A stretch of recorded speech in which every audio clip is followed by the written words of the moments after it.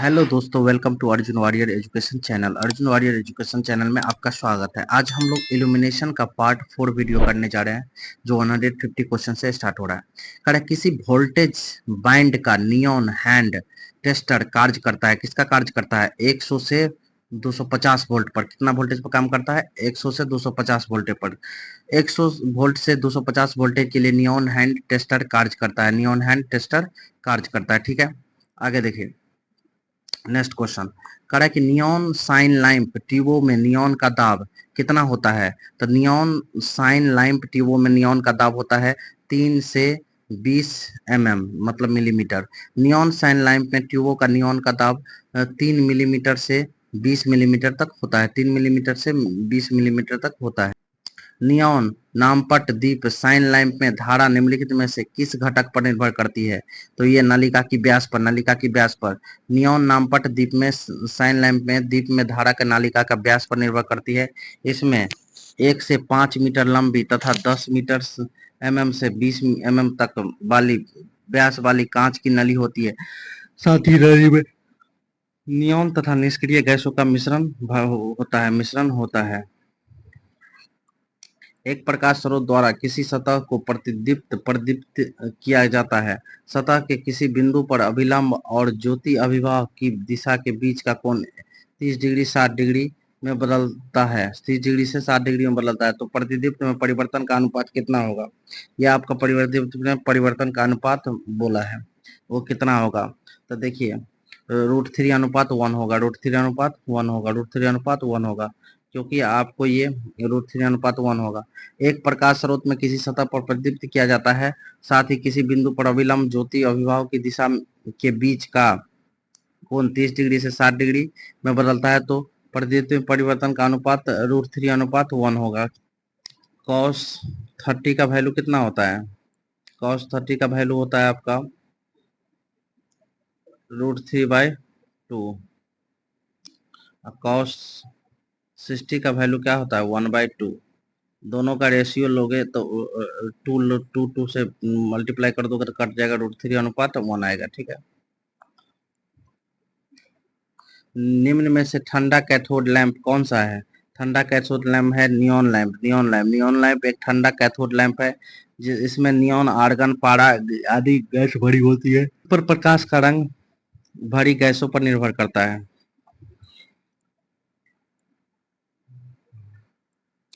एक नियॉन संकेत ट्यूब की अधिकतम लंबाई हो सकती है कितनी? 5 मीटर। 5 मीटर।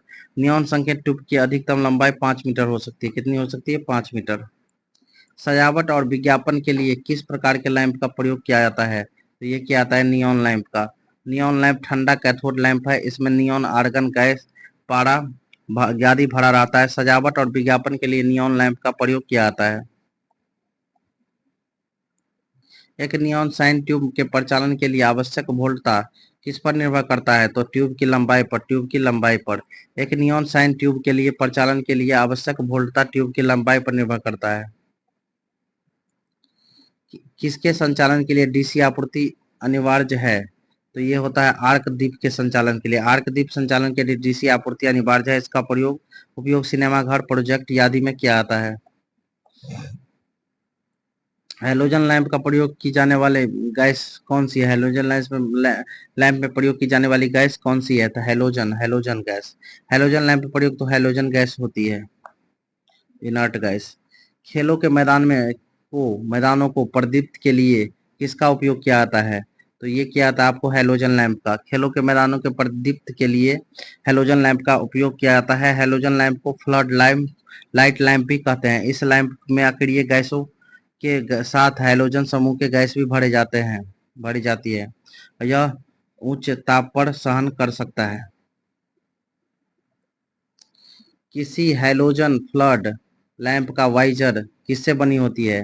तो ये बनी होती है कांच से। कांच से हैलोजन फ्लड लैंप का वाइजर कांच से बनी होती है। निम्न दिए गए अलग प्रकार के लैंपों में से किसका प्रारूपी जीवन काल टिपिकल लाइफ सबसे कम होता है घंटे में? तो ये होता है हैलोजन लैंप का। उपरोक्त विकल्प में से हैलोजन लैंप का प्रारूपी जीवन काल सबसे कम होता है। हैलोजन लैंप का जीवन काल कितना होता है? तो तो हैलोजन लैंप का जीवन काल 2000 से 3500 घंटा होता है। हैलोजन लैंप का जीवन काल सामान्यतः 2000 से 3500 घंटा होता है। इसमें कांच अर्थात क्वार्ज की बनी लंबी ट्यूब होती है जिससे हैलोजन गैस फ्लोरीन आयोडीन भरी हो रहती है। ट्यूब को सपोर्ट देने के लिए दोनों ओर रिंग लगाते हैं। हैलोजन लैंप की दक्षता 25 से 30 लुमेन प्रति वाट होती है। हैलोजन लैंप का उपयोग स्ट्रीट लाइट में भी किया जाता है। सीएफएल बल्ब का जीवन काल कितना होता है? सीएफएल लैंप का जीवन काल कितना होता है? तो ये होता है 6000 से 15000 घंटा। सीएफएल लैंप का जीवन काल 6000 से 15000 घंटा के बीच होता है। सीएफएल का फुल फॉर्म क्या है? Compact fluorescent lamp. CFL compact fluorescent lamp. CFL किसके कारण तापदीप्त और दीप्त की जगह ले रहे हैं? ये ऊर्जा बचाने की उनकी क्षमता और उनके लंबे जीवन काल के कारण। सीएफएल अर्थात कॉम्पैक्ट फ्लोरेसेंट लैंप ऊर्जा बचाने की उनकी क्षमता और उनके लंबे जीवन के काल के कारण तापदीप्त के कारण प्रचलित है। इसका एनर्जी एफिशिएंसी नेचर बहुत ही कम ऊर्जा में कार्य करता है। कॉइल के अंदर गैस के माध्यम से बिजली ले जाकर कॉइल के अंदर गैस के माध्यम से बिजली ले जाकर उसमें गैस को उत्तेजित कर प्रकाश उत्पन्न कर कर compact fluorescent light bulb CFL काम करता है। स्पाइरल की कोटिंग की वजह से यह प्रकाश सफेद होता है। ये बल्ब तापदीप्त बल्बों की तरह गर्म नहीं होता है। कौन? कॉइल के अंदर गैसों के माध्यम से बिजली ले जाकर। ठीक है। कड़ा की कॉइल के अंदर गैस के माध्यम से बिजली ले जाकर उसमें गैस उत्तेजित कर प्रकाश उत्पन्न कर कॉम्पैक्ट फ्लोरेसेंट लैंप बल्ब काम करते हैं। स्पाइरल की कोटिंग की वजह से प्रकाश हो सफेद होता है। यह बल्ब तापदीप्ति बल्बों की तरह गर्म नहीं होता है। सीएफएल किसके समान सिद्धांत पर कार्य करती है? तो ये प्रतिदीप्ति लैंप के समान सिद्धांत। सीएफएल प्रतिदीप्ति सिद्धांत पर कार्य करती है। इसका पूर्ण विस्तार कॉम्पैक्ट फ्लोरेसेंट लैंप है। निम्न में से कौन सी सजावटी लैंप में छिद्रावेंशन फॉल्ट फाइंडिंग तकनीक है?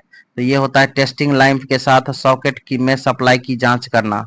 सजावटी लाइटों में टेस्टिंग लैंप के साथ सॉकेट में सप्लाई की जांच करना छिद्रावेंशन फॉल्ट फाइंडिंग तकनीकी है। सजावटी लाइटों में ड्रम स्विच का प्रयोग किया जाता है। निम्नलिखित विकल्पों से किसे सजावटी लैंप के रूप में प्रयोग किया जाता है? तो ये परावर्तक लैंप को सजावटी लैंप के रूप में परावर्तन लैंपों को प्रयोग किया जाता है। फ्लैशर बल्ब का प्रयोग किसमें किया जाता है? तो फ्लैशर बल्ब का प्रयोग सजावटी प्रकाश व्यवस्था में किया जाता है। सजावटी प्रकाश व्यवस्था में फ्लैशर बल्ब का प्रयोग किया जाता है। बल्बों की एक श्रृंखला सेट में फ्लैशर का कार्य क्या है? फ्लैशर का कार्य है बिना रोशनी के सर्किट को बनाना और तोड़ना। फ्लैशर का मुख्य कार्य होता है बिना रोशनी को परिपथ को पूर्ण करना और परिपथ को तोड़ना। जब तक कुल आंतरिक परावर्तन होता है कोर का अपवर्तक सूचकांक क्लैडिंग के अपवर्तक सूचकांक की तुलना में अधिक होता है। जब कोर का अपवर्तक सूचकांक क्लैडिंग के अपवर्तक सूचकांक की तुलना में अधिक होता है। जब कोर का अपवर्तक सूचकांक क्लैडिंग के अपवर्तक सूचकांक की तुलना में अधिक होता है तब कुल आंतरिक परावर्तन होता है। ज्ञात रहे प्रिज्म ऑप्टिकल फाइबर पूर्ण अनुप्रयोग पूर्ण आंतरिक परावर्तन टोटल इंटरनल रिफ्लेक्शन के आधार पर होता है। श्रेणी लैंप से किसी एलिमेंट के सातत्य की जांच करते समय यदि उपकरण में शॉर्ट सर्किट हो तब टेस्ट लैंप क्या होगा? तो टेस्ट लैंप तेज प्रकाश के साथ जलेगा। श्रेणी लैंप से किसी एलिमेंट के सातत्य की जांच करते समय यदि उपकरण में शॉर्ट सर्किट हो तब टेस्ट लैंप तेज प्रकाश से के साथ अचानक जलेगा। कौन सी वस्तु प्रकाश ऊर्जा को एक रूप का उत्पादन करती है? प्रकाश ऊर्जा का एक रूप का उत्पादन करती है। कौन सी वस्तु? तो चमकदार वस्तु प्रकाश ऊर्जा का एक रूप का उत्पादन करती है। जब भी प्रकाश की किरणें एक अपारदर्शी माध्यम पर टकराती है और वो सभी दिशाओं में बिखर जाती है, इस घटना को कहा जाता है प्रकाश का प्रसार। जब भी प्रकाश की किरण एक अपारदर्शी माध्यम से टकराती है और वे सभी दिशाओं में बिखर जाती है, इस घटना को प्रकाश का प्रसार कहा जाता है। प्रकाशीय तंतु किस परिघटना पर आधारित है? तो ये पूर्ण आंतरिक परावर्तन। प्रकाशीय तंतु पूर्ण आंतरिक परावर्तन, टोटल इंटरनल रिफ्लेक्शन परिघटना पर आधारित है। किसी सतह पर प्रकाश के पड़ने पर परावर्तित प्रकाश ऊर्जा और आपतित प्रकाश ऊर्जा के अनुपात को क्या कहा जाता है? तो परावर्तन गुणांक। किसी सतह पर प्रकाश में पड़ने वाली परावर्तित प्रकाश का ऊर्जा और आपतित प्रकाश की ऊर्जा के अनुपात को परावर्तन गुणांक कहा जाता है। यह प्रतिदीप्ति हेतु आवश्यक कारक है। किसी विशिष्ट पदार्थ के लिए अपवर्तन सूचकांक को किस रूप में परिभाषित किया जाता है? निर्वात में प्रकाश की गति बाय पदार्थ में प्रकाश की गति के रूप में। जैसा कि हमें ज्ञात है कि अपवर्तन सूचकांक निर्वात में प्रकाश की गति बाय पदार्थ में प्रकाश की गति। अपवर्तन सूचकांक स्नेल के नियम पर आधारित होता है। Mu equal to sine I by sine R. I equal to आपतन कोण, आर इक्वल टू परावर्तन कोण होना चाहिए। अपवर्तन कोण दिया है यहाँ, प्रत्येक कोण डिग्री में व्यक्त किया जाता है।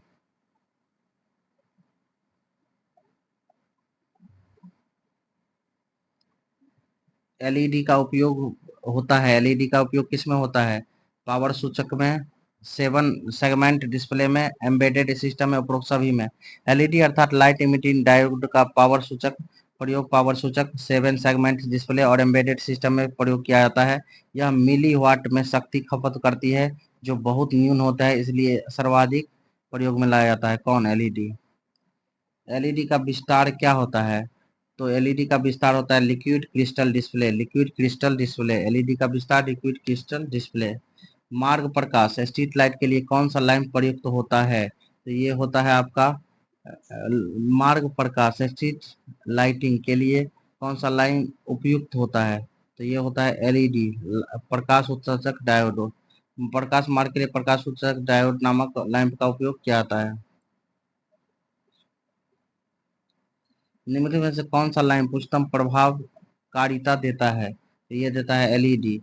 दिए गए विकल्प में एलईडी लाइट एमिटिंग डायोड की उच्च दक्षता होती है। एलईडी प्रज्वलन में बहुत ही कम वोल्टता तथा धारा की जरूरत होती है। इसकी वोल्टता परास 1 से 2 वोल्ट, धारा परास 5 से 20 मिली एम्पियर के साथ ही शक्ति आउटपुट 150 मिलीवाट होता है। इसका एक अतिरिक्त लाभ यह भी है कि इसका प्रतिक्रिया टाइम 10 नैनो सेकेंड होता है।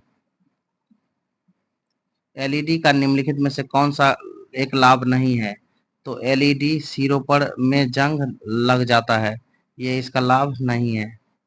ठीक है, जबकि एलईडी हमेशा ठंडे होते हैं, सही लाभ है इसका। एलईडी में कोई तंतु नहीं होते, सही है। एलईडी अधिक समय तक चलते हैं, ये भी सही है। एलईडी अर्थात लाइट इमिटिंग डायोड फ्लोरोसेंट की तुलना में 5 गुना अधिक दक्षता प्रदान करते हैं, साथ ही ठंडे होते हैं, ये अधिक समय तक चलते हैं तथा इसमें कोई तंतु नहीं होता है। ज्ञात रहे कि सभी लाभ में, जबकि इनके सिरों पर जंग लगना यह वास्तव में एक क्या है? हानि है। किसके लिए फॉस्फर का उपयोग प्रतिदीप्ति लैंप के अंदर किया जाता है? तो ये नेत्र सुखकारी प्रकाश उत्पन्न करने के लिए। नेत्र सुखकारी प्रकाश उत्पन्न करने के लिए फॉस्फर होगा, फॉस्फर नहीं होगा। फॉस्फर का उपयोग प्रतिदीप्ति लैंप में किया जाता है। एलईडी त्वरित निगमों और प्रकाश लागत में परिवर्ती का पालन करना जारी रखती है। तो किस प्रवृत्ति का? तो ये हर्ज के नियम का। एलईडी त्वरित निगम और प्रकाश लागत में परिवर्ती हर्ज के नियम का पालन करना जारी रखती है। एलईडी के पूर्ण विस्तार लाइट इमिटिंग डायोड है। यह त्वरित निर्गमन और प्रकाश लागत में परिवर्ती हर्ज के नियम का पालन जारी रखती है। लाल रंग का एलईडी का अग्र वोल्टेज ड्रॉप कितना होता है? तो 1.8 वोल्ट। लाल रंग का एलईडी अर्थात लाइट इमिटिंग डायोड का अग्र ड्रॉप 1.8 वोल्ट होता है। एलईडी वर्तमान परिप्रेक्ष्य में सर्वाधिक प्रयुक्त होती है क्योंकि इसके द्वारा की गई खपत बहुत कम होती है। निम्न में से कौन सा लैंप लगभग सभी प्रकाश अनुप्रयोग के लिए सिंगल के रूप में उपयोग किया जाता है? तो ये कौन सा होता है? एलईडी। एलईडी लैंप लगभग सभी प्रकाश अनुप्रयोगों में सिंगलन के लिए रूप में उपयोग किया जाता है। वर्किंग प्लेन पर प्राप्त कुल ल्यूमेन और प्रकाश स्रोत द्वारा उत्सर्जित कुल ल्यूमेन के बीच का अनुपात क्या होता है? यह कहलाता है यूटिलाइजेशन फैक्टर। वर्किंग प्लेन पर प्राप्त कुल ल्यूमेन और प्रकाश स्रोत द्वारा उत्सर्जित कुल ल्यूमेन के अनुपात को यूटिलाइजेशन फैक्टर कहा जाता है। किसका अर्थ होता है लैंप में के मानक रंग तक ल्यूमेन की रंग की निकटता को डिग्री में बढ़ाना? यह होता है CRI या colour rendering index. CRI colour rendering index का अर्थ है यह लैंप से मानक ल्यूमेन रंग तक ल्यूमेन के रंग की निकटता की डिग्री है। निम्न वोल्टेज लैंप का अनुप्रयोग निम्नलिखित में से कौन सा है? तो ये होता है ऑटोमोबाइल प्रकाश। दिए गए विकल्प में निम्न वोल्टता अनुप्रयोग ऑटोमोबाइल प्रकाश प्रयुक्त होता है। यह प्रकाश व्यवस्था मुख्यतः DC प्रकार की होती है। किस प्रकार की? DC प्रकार की। एक ऑप्टिकल फाइबर में प्रकाश का कितना कोण उसके कांतिक कोण के बराबर अथवा उससे कम होना चाहिए?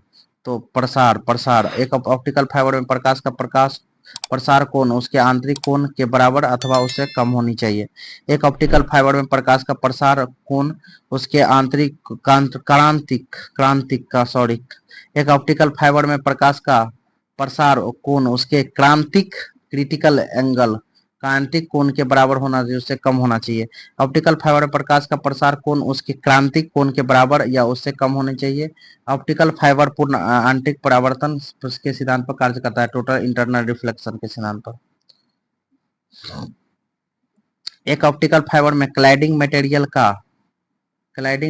का फाइबर के मटेरियल से कम होना क्या कम होता है? आवर्तन सूचकांक। एक ऑप्टिकल फाइबर में क्लाइडिंग मटेरियल का अपवर्तन सूचकांक फाइबर कोर मटेरियल से कम होता है। क्लाइडिंग मटेरियल को एक ऑप्टिकल फाइबर का अपवर्तन सूचकांक फाइबर कोर सामग्री की तुलना में न्यून होता है। इसी ऑप्टिकल फाइबर के आधार पर वर्तमान में अनेकों अनुसंधान तथा सूचना औद्योगिक कार्य किए जाते हैं। कुल आंतरिक प्रतिबिंब तब हो सकता है जब प्रकाश में यात्रा करता है। किसमें? सघन से विरल की ओर। कुल आंतरिक प्रतिबिंब तब होता है सकता है जब प्रकाश सघन से विरल माध्यम में गमन करती है। इसके साथ ही पूर्ण आंतरिक परावर्तन ऑप्टिकल फाइबर अनुप्रयोगों में भी किया करता है। स्पॉटलाइट का उपयोग कहाँ किया जाता है? स्पॉटलाइट का उपयोग किया जाता है थिएटर में। स्पॉटलाइट का उपयोग थिएटर में किया जाता है। यदि किसी ऑप्टिकल फाइबर का संख्यात्मक अपर्चर 0.03 है तो इसकी स्वीकृति कोण कितना होगा? तो स्वीकृति कोण होगा उसका 1.77 डिग्री होगा। यदि ऑप्टिकल फाइबर का संख्यात्मक अपर्चर 0.03 हो तो इसकी स्वीकृति कोण 1.77 डिग्री होगा। तथ्यात्मक प्रश्न है यह। कड़ाई की दीप्त तीव्रता को किस प्रकार परिभाषित किया जाता है? तो बाहर विकीर्ण किया गया प्रकाशीय फ्लक्स प्रति यूनिट ठोस कोण से। दीप्त तीव्रता बाहर विकीर्ण किया गया प्रकाशीय फ्लक्स प्रति यूनिट कोण ठोस कोण है। ठोस कोण की इकाई स्टेरेडियन होता है।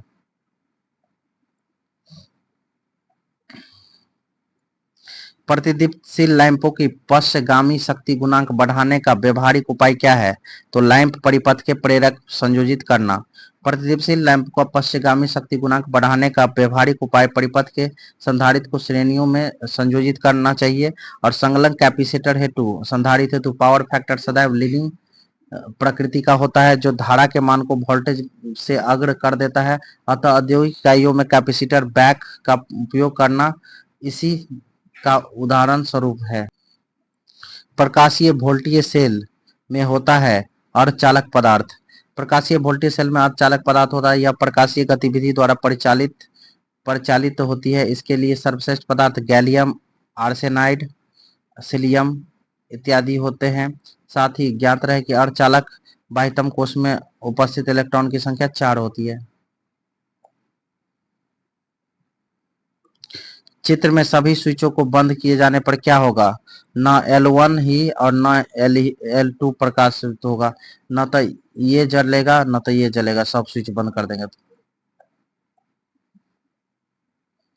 देखिए कड़ा की सभी स्विच को बंद किया जाता है तो करंट हमेशा प्रतिरोध वाले मार्ग पर धारा संचालन करती है। अतः A B C D F G E F मार्ग पर जाएगी और L1 L2 प्रवाहित नहीं होगी। मतलब ये स्विच बंद करेंगे आप, ये स्विच बंद करेंगे, ये स्विच बंद करेंगे तो इधर से करंट जा रहा है, ये स्विच बंद कर देती, इसमें दोनों में नहीं जाएगा करंट, तो चलेगा ही नहीं। किसी लैंप परिपथ में प्रज्वलक का प्रयोग किया जाता है। HPMB लैंप में, HPMB लैंप में एक पारा वाष्प दीपक एक गैस डिस्चार्ज लैंप है जो प्रकाश पैदा करने के लिए वाष्पीकृत पारा के माध्यम से एक इलेक्ट्रिक चाप का उपयोग करता है। आर्क डिस्चार्ज आमतौर पर एक छोटे से जुड़े हुए क्वार्ज आर्क ट्यूब तक ही सीमित होता है जो एक बड़े बोरोसिलिकेट ग्लास बल्ब के भीतर होता है। बाहरी बल्ब स्पष्ट हो सकता है या फास्फोर के साथ लेपित हो सकता है, या तो मामले में बाहरी बल्ब थर्मल इंसुलेशन प्रदान करता है, पराबैंगनी विकिरण सुरक्षा प्रकाश पर उत्पन्न करता है और फ्यूज क्वार्ज और आर्क ट्यूब के लिए एक सुविधाजनक बढ़ते हैं। निम्न से कौन सा प्रकाश का प्रकार नहीं है? तो ये आपका एंकर लाइटिंग नहीं है, जबकि टास्क लाइटिंग है, एम्बियंट लाइटिंग है, एक्सेंट लाइटिंग है, लेकिन एंकर लाइटिंग नहीं है। एंकर लाइटिंग एक प्रकाश का प्रकार नहीं है। निम्न में से क्या विद्युत विसर्जन दीपक लैंप का उदाहरण नहीं है? तो तंतु निर्वात नालिका दीपक, फिलामेंट वैक्यूम ट्यूब। विद्युत विसर्जन दीपक लैंप मुख्यतः होती है कोड कैथोड लेप, हॉट कैथोड लेप, carbon arc lamp. Lamp holder से छोटे उपकरणों के लिए आपूर्ति लेने के लिए इनमें से किसका प्रयोग किया जाता है? एडाप्टर लैंप होल्डर को। लैंप होल्डर से छोटे उपकरणों के लिए आपूर्ति लेने के लिए सॉकेट उपयोग लिए जाते हैं। इसका उपयोग एक लाइन को ऑफ करने, दूसरी लाइन को ऑन करने के लिए किया जाता है। लैंप होल्डर एडाप्टर, जब बिजली लैंप होल्डर से किसी और प्रयोग के लिए इस्तेमाल करनी हो तो होल्डर एडाप्टर लगा देते हैं। यह लैंप की कैप समान बना होता है, इसमें दो तारे लगाए जाते हैं। लैंप लोड का एक उदाहरण है। किस प्रकार के लोड का? तो पूर्णतः प्रतिरोधी लोड का एक उदाहरण है। लैंप मोर पूर्णतः प्रतिरोधी लोड का उदाहरण है। इनका पावर फैक्टर का मान इकाई होता है। कह रहा है कि 8 घंटा 20 वाट के 10 एलईडी बत्तियों के लिए उपयोग किए जाने वाले उपयुक्त यूनिट क्या होता है? तो ऊर्जा खपत होता है क्या? वाट, मतलब W into time into number of bulbs by कितना 1000। अब W कितना है 20, टाइम कितना है 8 घंटा, 10 एलईडी बता 1000। 1000 जीरो से जीरो कैंसिल, जीरो से जीरो कैंसिल। अब हो जाएगा 2 5 10, तो 8/5, 8/5 होगा तो 8/5, 2 5 10, हाँ 8/5 को अगर काटेंगे तो 1 पॉइंट कितना आएगा? 6 के अप्रोक्स आएगा आंसर। ठीक है, अब देखिए 8 नंबर का रहा है कुंडली लैंप का मुख्य लाभ क्या होता है? तो ये होता है आपका उच्चतर प्रकाश निर्गत। कुंडली लैंप का मुख्य लाभ उच्चतर प्रकाश निर्गत करता है। इस प्रकार के लैंप का फिलामेंट टंगस्टन का बना होता है, जिसमें टंगस्टन धातु की वायर को कॉइल बनाकर रखा जाता है, जो काफी हद तक लैंप की साइज को कम भी करता है। यह लैंप का 40 वाट से ऊपर होता है। कह कि रोशनी को परिभाषित किया गया है कैसे? तो रोशनी जो है चमकदार प्रवाह प्रति इकाई क्षेत्र पर एक सतह पर लंबवत पहुंचाता है। चमकदार प्रवाह प्रति इकाई क्षेत्र में एक सतह पर लंबवत पहुंचने वाले प्रकाश को रोशनी कहा जाता है। रोशनी किसके लिए प्रयोग की जाती है? तो रोशनी घरों में रोशनी के करने के लिए, घरों में रोशनी प्रदान करने के लिए रोशनी प्रयोग की जाती है। उच्चतम प्रतिदीप्ति घनत्व परास के लिए कौन से कार्यों और क्रियाकलापों की अनुशंसा की जाती है? तो वर्ण सुमेलन के लिए उच्चतम प्रतिदीप्ति घनत्व परास की अनुशंसा की जाती है।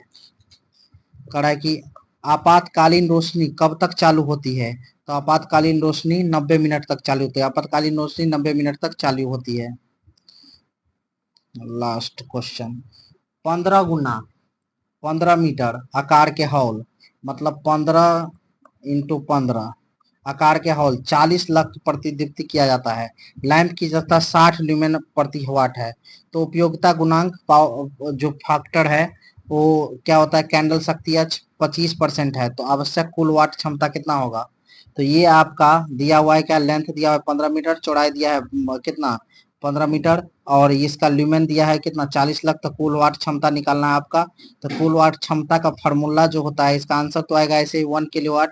और कुल वाट क्षमता का जो फार्मूला होता है लैंप की 10 था। ल्यूमेन ये भी दिया आप इतना। ये उपभोक्ता यूजेज फैक्टर दिया 0.6। तो कैंडल की शक्ति 25% को अब जब किस में बदलेंगे हम, फ्रैक्शन में, तो कितना होगा, डेसिमल में 0.25 आएगा। ल्यूमेन फ्लक्स इक्वल टू ये सारा का मल्टीप्लाई करके कितना 1800। और लैंप की वाट क्षमता ल्यूमेन फ्लक्स बाय नीटा यूजेज फैक्टर इनटू क्या डीएफ को हल करेंगे तो 1 किलोवाट आएगा। कितना आएगा 1 kilowatt. Thank you for watching. अगर आपको ये वीडियो पसंद आया हो तो लाइक कीजिए और ऐसे ही वीडियो के लिए हमारे चैनल को सब्सक्राइब कीजिए। Thank you for watching.